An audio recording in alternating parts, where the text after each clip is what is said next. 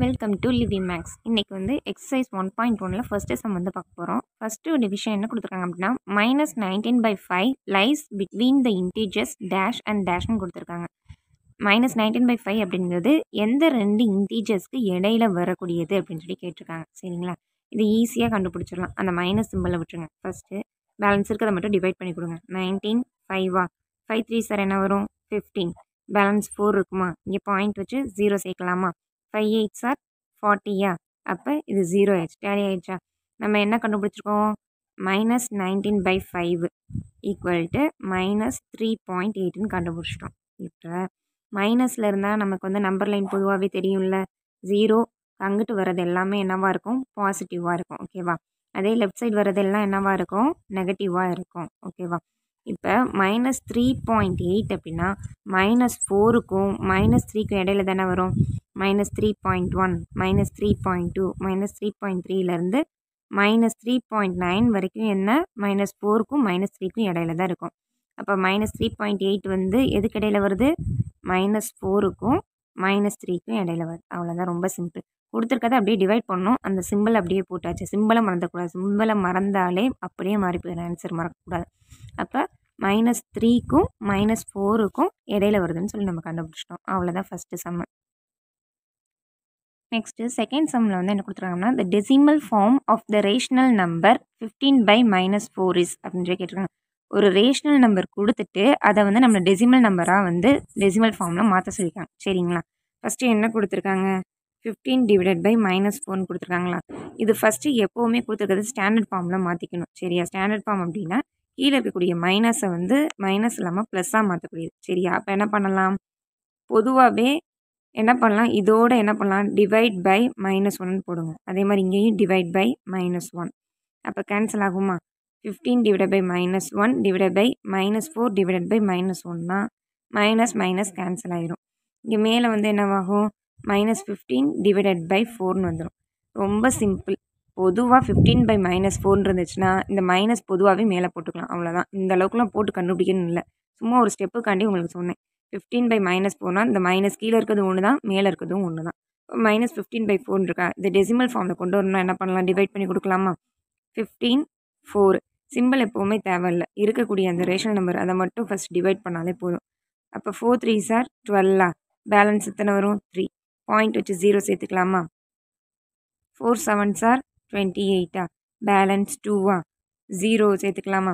4 5 sir 20. அப்போ balance இப்போ 0 ஆயிடுச்சு. இப்போ நம்ம என்ன கண்டுபிடிச்சிட்டோம், -15/4 இது பண்ணும்போது மைனஸை போட்டுக்கணுமா ஃபஸ்ட்டு. இங்கே என்ன கண்டுபிடிச்சிருக்கோம், 3.75. அவ்வளோதான், ரொம்ப சிம்பிள்.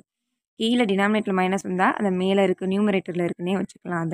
அதுக்கப்புறம் அதை டிவைட் பண்ணி கொடுக்குறோம். சிம்பிளை மட்டும் விட்டுட்டு ஃபஸ்ட்டு டிவைட் பண்ணி கொடுத்துக்கலாம். அதுக்கப்புறம் கண்டுபிடிச்சாங்க கொஷின்ட்டை வச்சு அதுக்கு முன்னாடி மைனஸ் மட்டும் போட்டால் போதும். அவ்வளோதான். இதில் தேர்ட் ஒன் வந்து என்ன கொடுத்துருக்காங்க, the rational numbers -8/3 and 8/3 are equidistant ஃபார்ம்னு கொடுத்துருக்காங்களா. ரெண்டுமே ஈக்விடிசன்ட் அப்படின்னா ரெண்டையும் ஆட் பண்ண சொல்லியிருக்காங்க. -8/3 + 8/3 மைனஸ் ப்ளஸ் என்ன பண்ணுவோம், மைனஸ் தான் பண்ணுவோம். இப்போ வந்து டினாமினேட்டர் என்ன இருக்குது, சேமாக இருக்கா, அப்போ நியூமரேட்டரை ஆட் பண்ணலாமா. இப்போ -8 + 8 டிவைடட் பை என்ன 3ன்னு காமனாக போட்டுக்கலாம். இப்போ -8 + 8 என்ன ஆயிரும், கேன்சல் ஆயிரும். அப்போ மேலே 0 ஆயிடுச்சுன்னா மொத்த டேர்மே என்ன ஆயிரும், 0 ஆயிரும். அவ்வளோதான் ஆன்சர், சிம்பிள். ஈக்விடிசன்ட் ஃபார்ம்னா ரெண்டையும் ஆட் பண்ணணும். ஆட் பண்ணுறப்ப கேன்சல் ஆகி 0 கிடைக்குது. அவ்வளோதான்.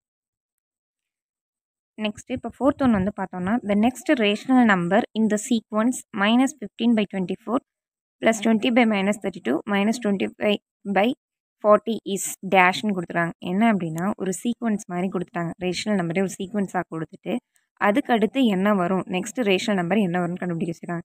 ஃபஸ்ட்டு சீக்வன்ஸாக கொடுத்தாங்கன்னா முதல்ல பொதுவாக அந்த கொஷினில் என்ன இருக்குதுங்கிறத தெளிவாக பார்க்கணும். ஓகேவா. இப்போ -15 இருக்கா, நெக்ஸ்ட்டு பாருங்கள் ஒரு 5 வந்து பாசிட்டிவாக வருது, 5 கூடி இருக்குது.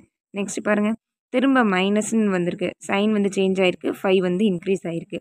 டினாமினேட்டரில் பாருங்கள் 24 இருக்குது, அதுலேருந்து அதுக்கடுத்து இங்கே ப்ளஸ்ன்னு இருக்குது, இங்கே சிம்பிள் வந்து மைனஸாக மாறி இருக்குது.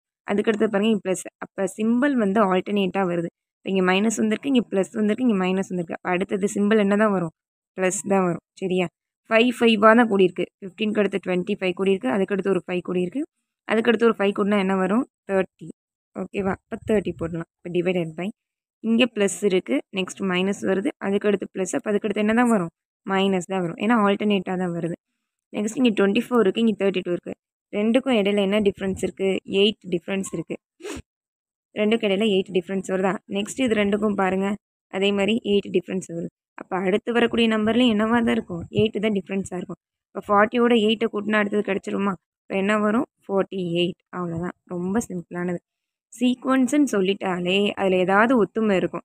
என்ன ஒத்துமை வருதுன்னு கண்டுபிடிச்சாலே போதும். ஆல்டர்னேட்டாக சிம்பிள் வருது, 5 இன்க்ரீஸ் ஆகுது.